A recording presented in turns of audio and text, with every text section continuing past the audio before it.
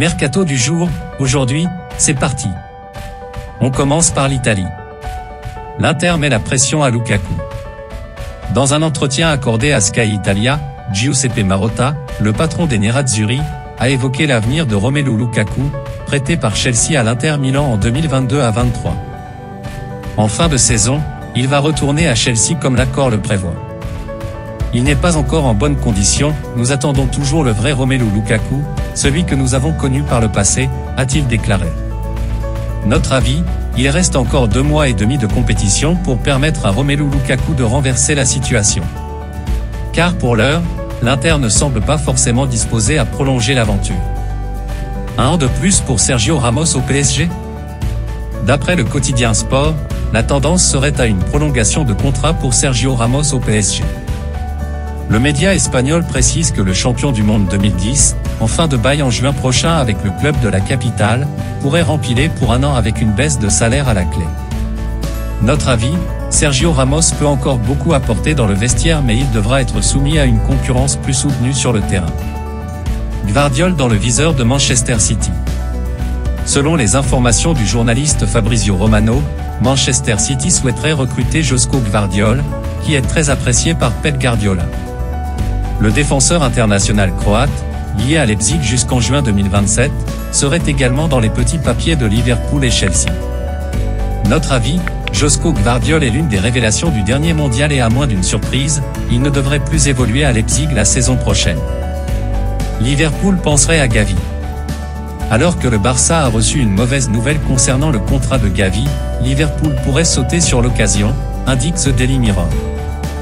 En début de semaine, Marca a annoncé que la clause libératoire du milieu barcelonais pourrait passer à 0 € si la situation ne se décantait pas d'ici cet été. Ainsi, les Reds, qui visent également Jude Bellingham, aimeraient profiter de cette situation. Notre avis, recruter Gavi libre serait la bonne affaire du mercato estival, mais le Barça n'a pas dit son dernier mot sur ce dossier. Vers un prêt de Vitor Roque au Barça? Selon le quotidien espagnol Sport, le FC Barcelone envisagerait un prêt avec option d'achat, d'environ 35 millions d'euros, pour attirer l'attaquant brésilien Vitor Roque, qui évolue à l'Atlético Paranaense. Je serais heureux d'aller au Barça. Je me prépare à jouer comme un joueur des Blaugrana. J'aimerais apprendre aux côtés de Robert Lewandowski, déclarait le joueur de 18 ans au début du mois à la presse espagnole. Notre avis, au regard des finances actuelles du Barça, l'idée d'un prêt avec option d'achat pourrait être la meilleure solution. Nice accélère pour Grimaldo. En début de semaine, The Athletic révélait l'intérêt de l'OGC Nice pour Alejandro Grimaldo, en fin de bail avec Benfica le 30 juin prochain. Ce mercredi, le média portugais O Jogo annonce que le gym aurait transmis une proposition financière intéressante à l'arrière-gauche formé au Barça. Pour rappel, Fulham, Nottingham Forest, Dortmund, Leverkusen, la Real Sociedad et Valence seraient également sur le coup. Notre avis, la concurrence est importante mais Nice a montré ces derniers mois qu'il pouvait réaliser de beaux coups sur le marché des transferts. Le PSG touche au but pour la prolongation de Marquinhos. Selon les informations du journaliste Fabrizio Romano, le PSG serait proche de prolonger le contrat de Marquinhos. En effet, les deux parties entreraient actuellement dans la phase finale des négociations. Le Brésilien aurait accepté presque toutes les conditions d'un nouveau contrat jusqu'en juin 2027, note de la rédaction, il est actuellement lié au PSG jusqu'en 2024. Notre avis, Marquinhos est très attaché au PSG. Sa prolongation est désormais juste une question de temps. Manchester United prêt à des folies pour attirer Kolo Muani. Arrivé libre l'été dernier à l'Eintracht Francfort, Randal Kolo Muani pourrait une nouvelle fois changer de formation cet été. Auteur d'une très belle saison en club, 16 buts et 14 passes décisives toutes compétitions confondues, l'ancien Nantais a également montré son talent lors du Mondial 2022. Ainsi, plusieurs grosses écuries souhaiteraient le recruter et notamment Manchester United. D'après Bild, les Red Devils seraient prêts à dépenser quelques 120 millions d'euros pour l'attaquant français.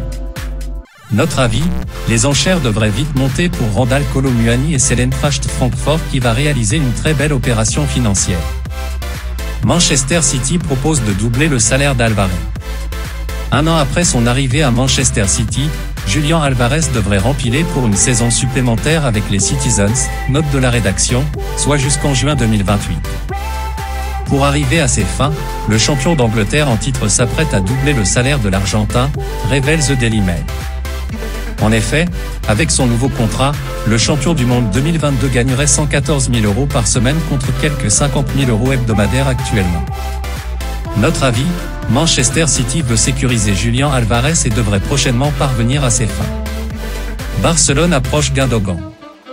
D'après le quotidien espagnol AS, le FC Barcelone aurait récemment accéléré sur le dossier Ilkay Gundogan.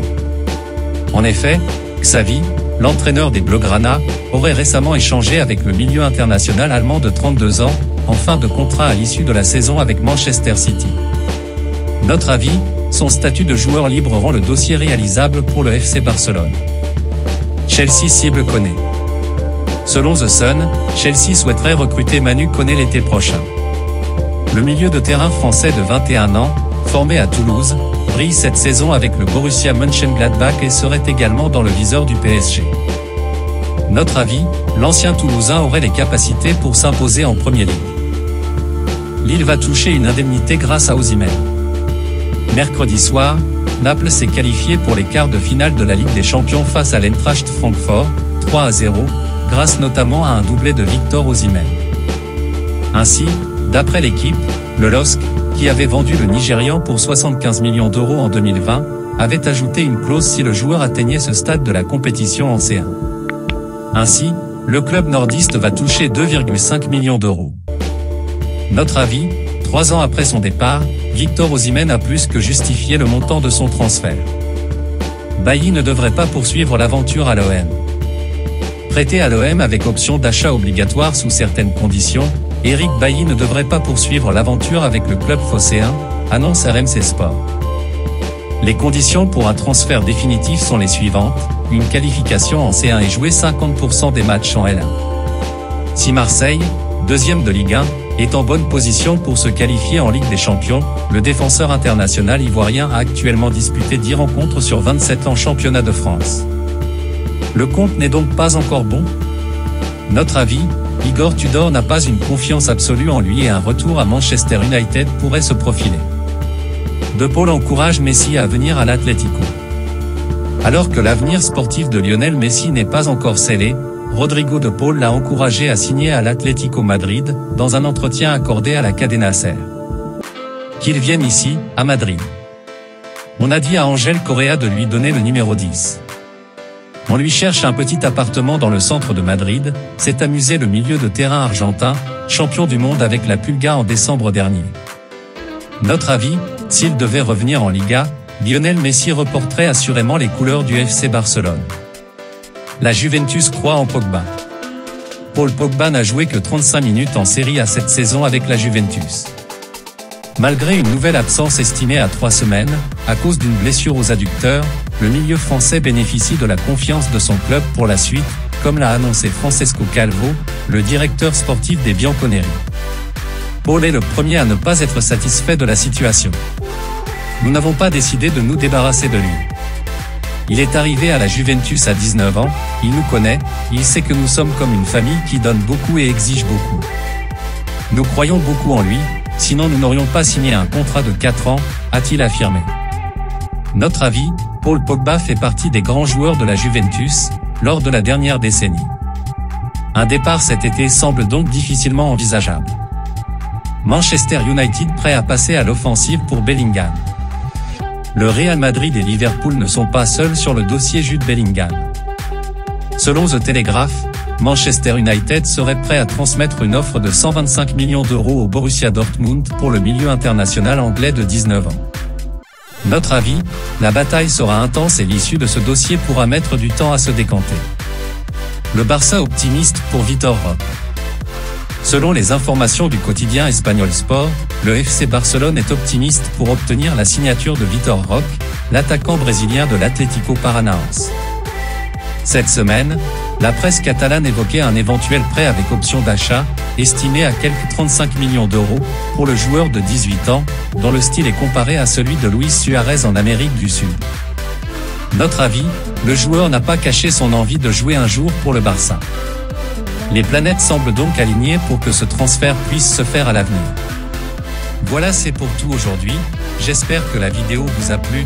N'hésitez pas à la liker, partager et surtout vous abonner pour ne pas rater mes prochaines vidéos. Merci.